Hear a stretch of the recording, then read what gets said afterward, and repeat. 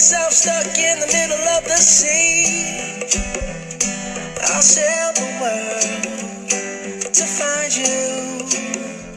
If you ever find yourself lost in the dark and you can't see, I'll be the light to guide you.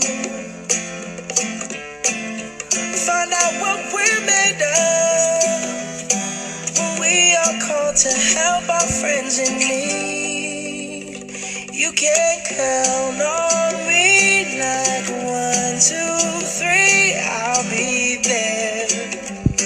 And I know when I need it, I can count on you like 4, 3, 2, you'll be there. 'Cause that's what friends are supposed to do, oh yeah. Ooh, yeah.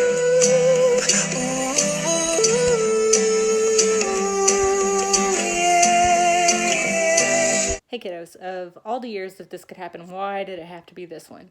You guys have been such a fantastic group, and I've missed you so much over the past couple months.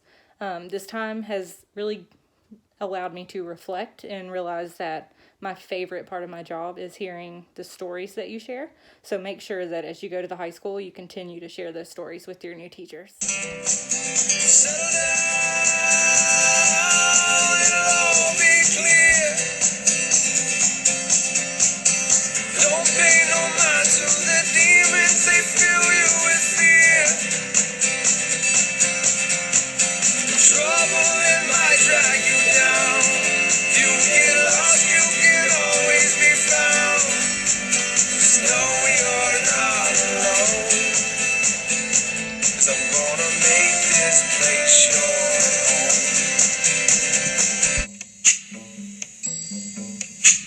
When the night has come and the land is dark and the moon is the only light we'll see. No, I won't be afraid. Oh, I won't be afraid. Just as long as you stand by me. So darling, stand by me. Oh, stand by me. Oh, stand by me. Stand by me.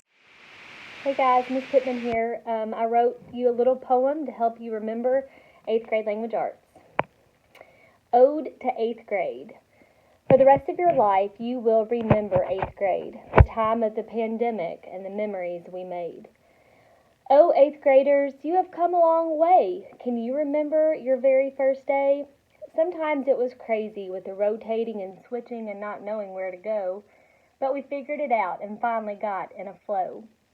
It's been a great year, and I'm so sad our time was cut short. On to high school you'll go, but you'll always have our support. But make me a promise, I'll make it very clear. You cannot forget anything that you learned this year. Like Charlie Gordon and Algernon and the surgery to be smart, we read about his struggles and what set him apart. He became a genius, but was very alone. After Algernon's death, Charlie's path was unknown. He began to regress and focus on his work. He pushed Miss Kenyon away and was being a real jerk. Eventually, Charlie packed up, and the reader was left not knowing what happened to Charlie and where was he going. And then there was The Outsiders by S.E. Hinton, who wanted to keep her identity as a woman hidden. The Greasers and the Socias just couldn't get along. Johnny saving Ponyboy went very wrong. With the help of Dally, Ponyboy and Johnny had to run away. Derry and Soda Pop were sick with worry, while Ponyboy recited, "Nothing gold can stay." After the fire, nothing was the same. The rumble was set, the Socias were to blame. The Greasers lost Dally and Johnny in the same night. Ponyboy went down. Something was not right. When I stepped out into the bright sunlight from the darkness of the movie house, I had only 2 things on my mind: Paul Newman and a ride home. And never forget, stay gold, Ponyboy, stay gold. Then we moved on and read the play of the Diary of Anne Frank, the devastation of an awful dictator with high military rank. Hitler's agenda to wipe out the Jews, Anne's family in hiding in Meep bringing them the news. The Franks, Van Dans, and don't forget Mr. Dussel. Remember when Peter and his dad had their little tussle? We read about Anne's time in hiding, her hopes and her dreams, her relationship with Peter, her dad, and how she thought her mom was mean. Despite all the bad in the world, Anne still saw the good, even after the Nazis destroyed Jews' businesses, homes, and neighborhoods. For 2 years, they hid in the secret annex in constant fear. The bookcase was opened, and the Gestapo appeared. They were all sent to concentration camps and were treated inhumane. Mr. Frank was the only survivor, his heart in constant pain. To honor his daughter, he had her diary published as a book. Her story was told in everything that the Nazis took. Next, we met Buck and learned of how Manuel dognapped him. He was sent to the Yukon where the conditions were grim. The man in the red sweater taught Buck to fear the club, but Buck was smarter than him. He was not dumb. When Curly was killed, he learned to never go down, and knew Spitz was after him as long as he was around. But Buck learned fast and how to adjust. Francois and Perrault cared for him and earned his trust.